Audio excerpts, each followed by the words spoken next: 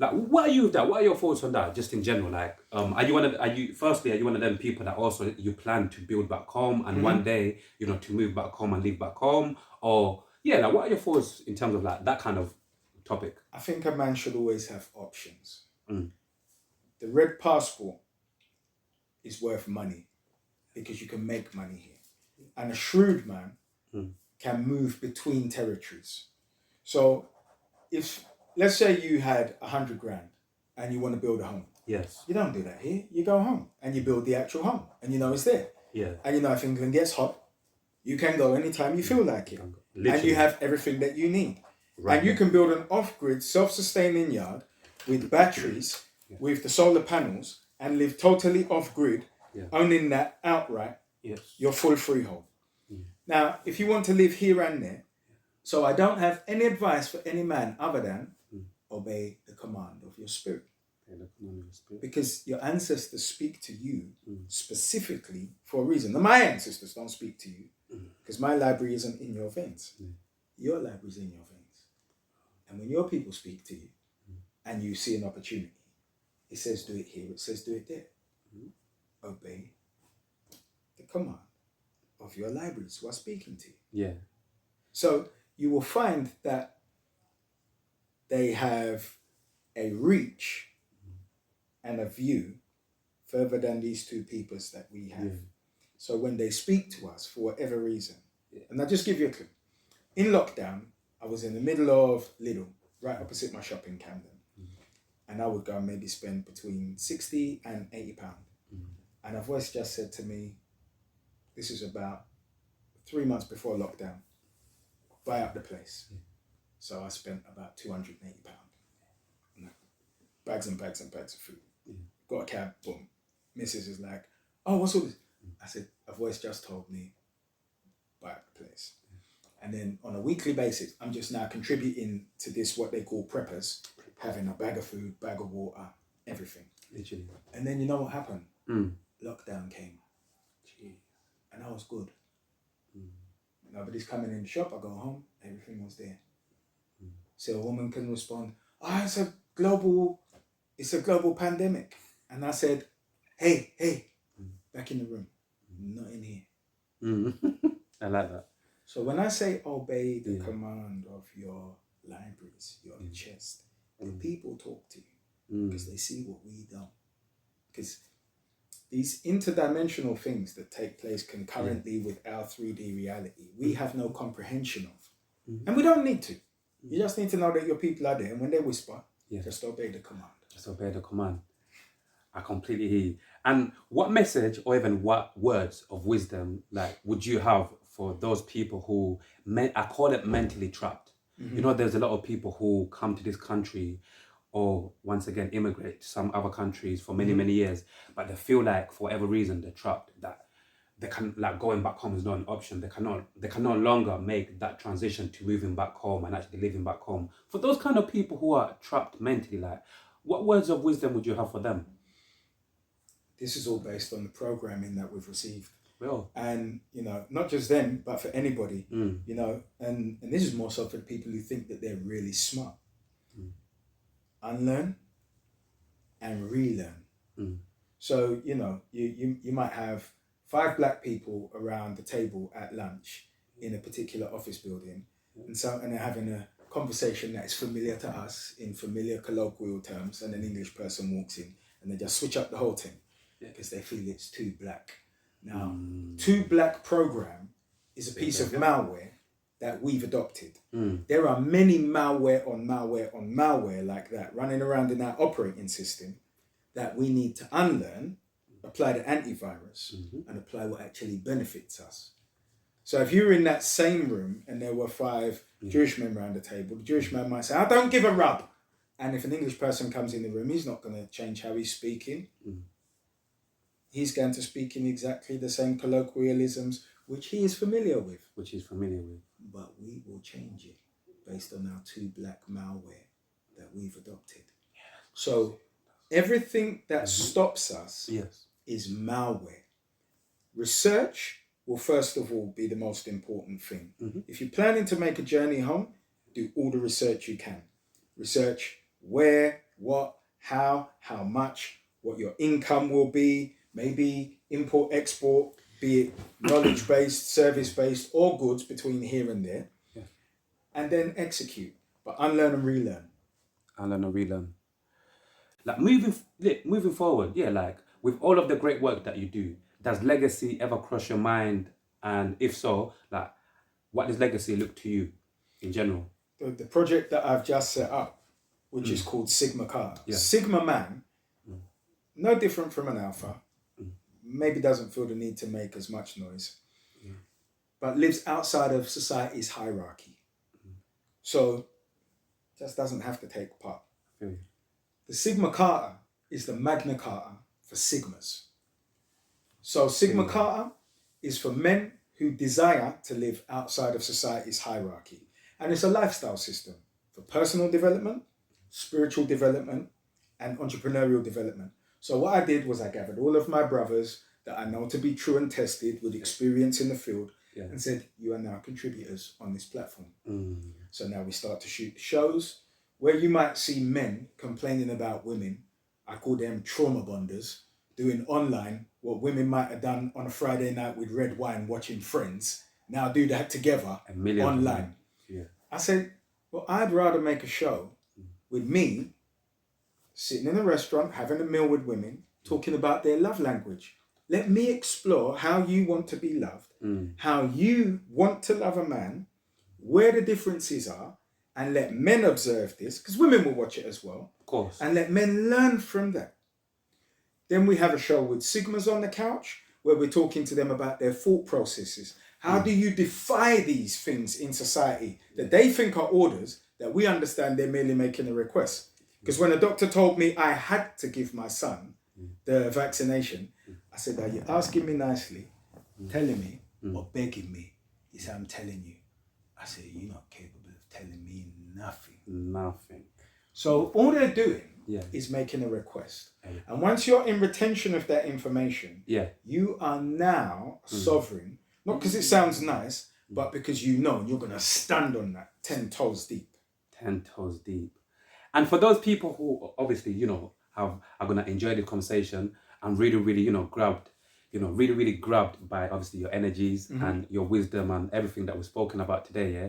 Like, what is like, obviously on the socials, like, in terms of like things that, you've got out at the moment, things that you're working on, for the future and so forth, like, what is the best place for people to reach out to you? The legacy program for men, Sigma Carter. Yeah, Sigma Carter. So Sigma Yeah. Carter. If people are not careful with social media, people get lost. Yeah, absolutely. Within social media. Absolutely. And my question to you, like, what are your plans?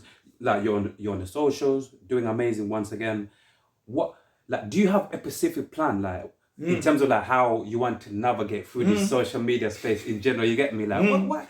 Obviously, if you could tell us any of, some of the plans or whatever you can tell us. Yeah. Like with this, the social media, man. Like, what is the plan? So I've said Sigma Carter is a legacy program for men to develop personally, spiritually, and entrepreneurially.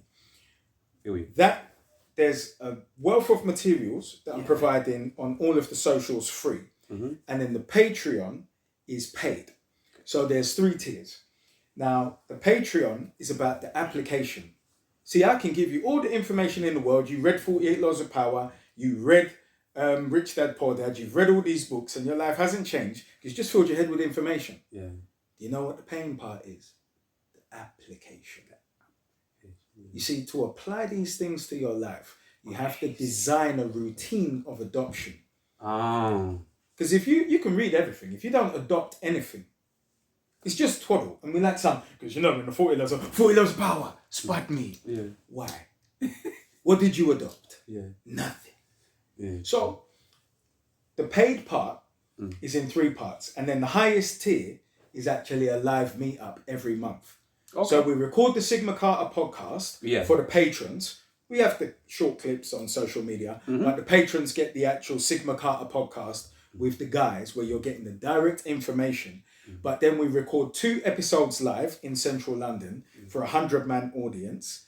And then we have the masterminds where we have breakout sessions where they're networking, rum punches flowing, so that now they are networking together and they can actually meet each other as men physically in the real world. Because when we pay attention, right? And I said, we weren't all sovereigns. Oh, why should I pay? You shouldn't. I don't even want your money. Like, you see with men, yeah, when it comes to mental health, Yeah. yeah, for you, like you know, like observing a lot of men, observing a lot of things that go on within, you know, the male, you know, the male world, yeah? Yeah. Like, in terms of like mental health, yeah, like, what do you see as the number one trigger to mental health when it comes to men? What do you think is the number one trigger that you know, that really messes up a lot of man's mind and all of these things, if you get what I mean? Yeah, I do understand. Yeah. I don't think there is a number one trigger. Okay. I think there is a deficit of something very important. Okay.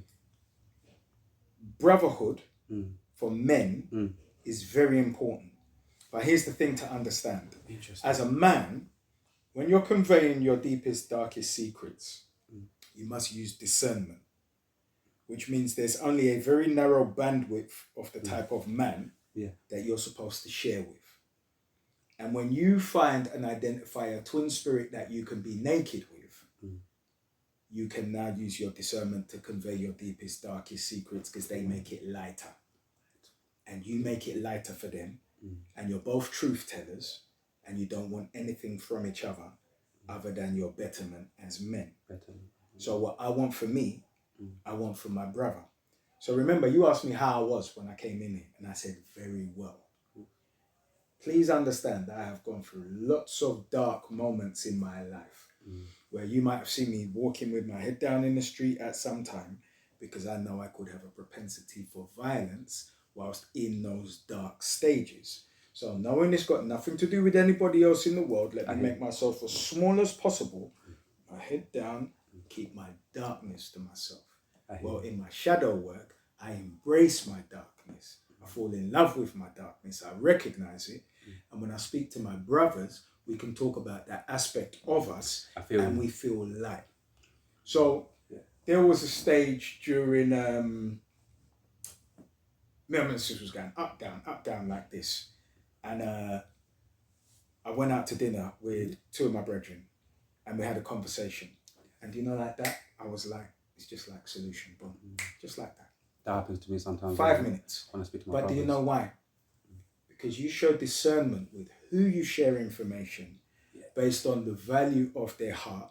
Clean heart, clean hands. That's the prerequisite. Not because you know them. They're Gino and misery love company. No.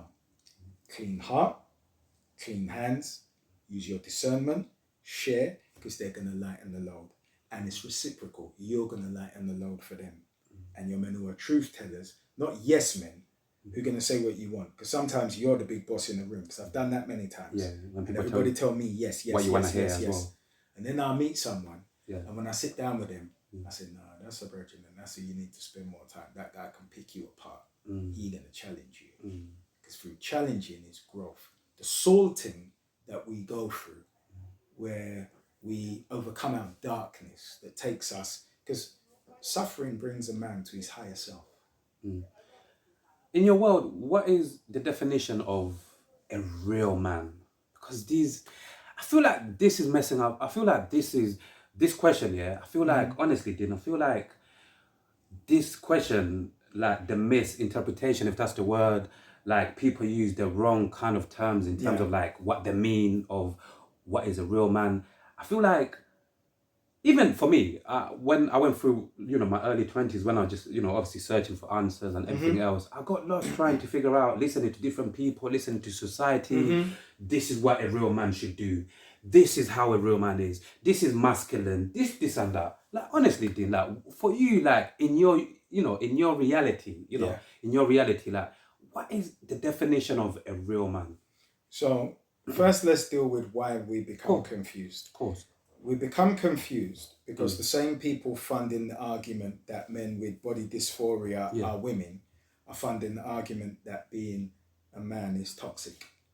So first of all, which is why I live outside of society's hierarchy, and then I have no monkey in that circus. and then I just have my own definition, Tell which them. is subjective. Listen to me, don't listen to me. However, here it is.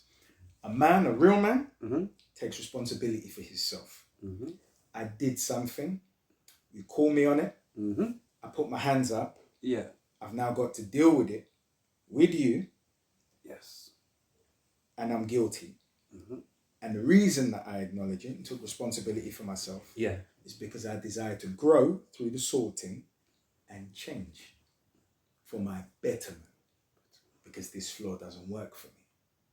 And I needed to go through that to reach the next floor and actually be qualified. It's like there's levels. And there are levels. So when people say that, some people say it because it sounds cool, but there are levels of understanding, and those levels of understanding are based on experience. Because if you haven't experienced it, There we go. you don't know. You only believe, or you're just doing an impersonation.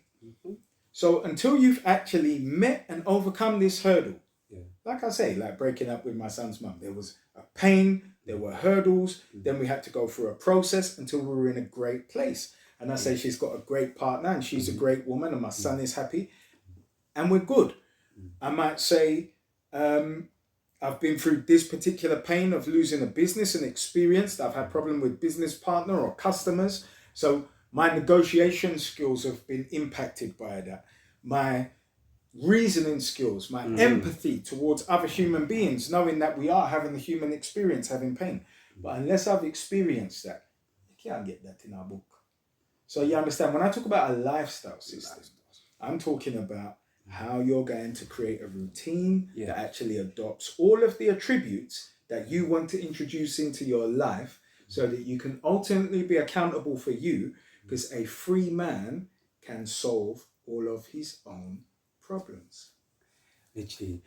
So that's why I'm really proud of, I really pride myself on having, like timeless conversations. And it's a great platform, brother. And you Thank ask you, bro, man. I the appreciate interesting questions Yeah. that bring out the required answers. Yeah. Because you see, without the questions, Yes. there's nothing to answer. It's true.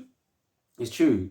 So, I do my best, man. Because even for me, like, I'm like, besides being, a content creator slowly, trying to create like content, creating content, like, I watch on my off time as well when I just, when I'm relaxing as well. I'm also, a consumer. I consume different content as well. You're a student of the art. Exactly, student of the art. So I watch a lot of different conversations as well. And sometimes, my inner voice tells me, like, maybe sometimes I watch certain conversations that I leave thinking, I wish that got asked. I wish they went even in more depth with that kind of aspect. So rather than being one of these people that chose, oh, you're rubbish, I said, you know what, let me take in my own hands and like try to have conversations that. So do you know what you are? Yeah. You're an investigative content creator. Okay. Yeah, you honestly did. And that's what I try to do, man. Just take it to my own hands, have these conversations that somebody can watch, and when they walk away from it, they can feel fulfilled. To be like, you know what? I really, really respect that conversation, that I took something away from that conversation. Yeah, and Reality Team TV, we're back with Dean, man. Dean Okai, yeah? It's been absolutely amazing having you, and I hope you really, really, you continue the amazing work. And until next time, peace and love, yeah? Peace and love, King. Beautiful, brother. Peace.